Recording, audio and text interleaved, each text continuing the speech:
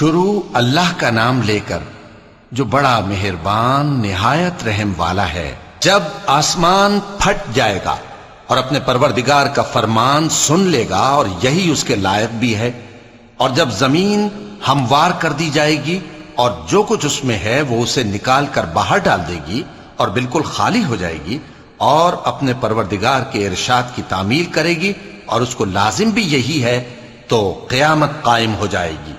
اے انسان، تو اپنے پروردگار کی طرف پہنچنے تک خوب تکلیف اٹھاتا ہے، پھر تو اس سے جا ملے گا۔ اب جس کا نامہ اعمال اس کے داہنے ہاتھ میں دیا جائے گا اس سے حساب آسان لیا جائے گا اور وہ اپنے گھر والوں میں خوش خوش واپس آئے گا، اور جس کا نامہ اعمال اس کی پیٹھ کے پیچھے سے دیا جائے گا تو وہ موت کو پکارے گا اور دوزخ میں داخل ہوگا۔ وہ اپنے اہل و عیال ہی میں مگن رہتا تھا، وہ تو خیال کرتا تھا کہ اللہ کی طرف لوٹ کر نہ جائے گا، کیوں نہیں؟ اس کا پروردگار تو اس کو دیکھ رہا تھا۔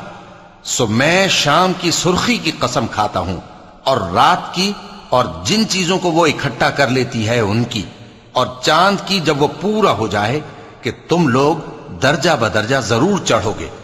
تو ان لوگوں کو کیا ہوا ہے کہ ایمان نہیں لاتے، اور جب ان کے سامنے قرآن پڑھا جاتا ہے تو سجدہ نہیں کرتے؟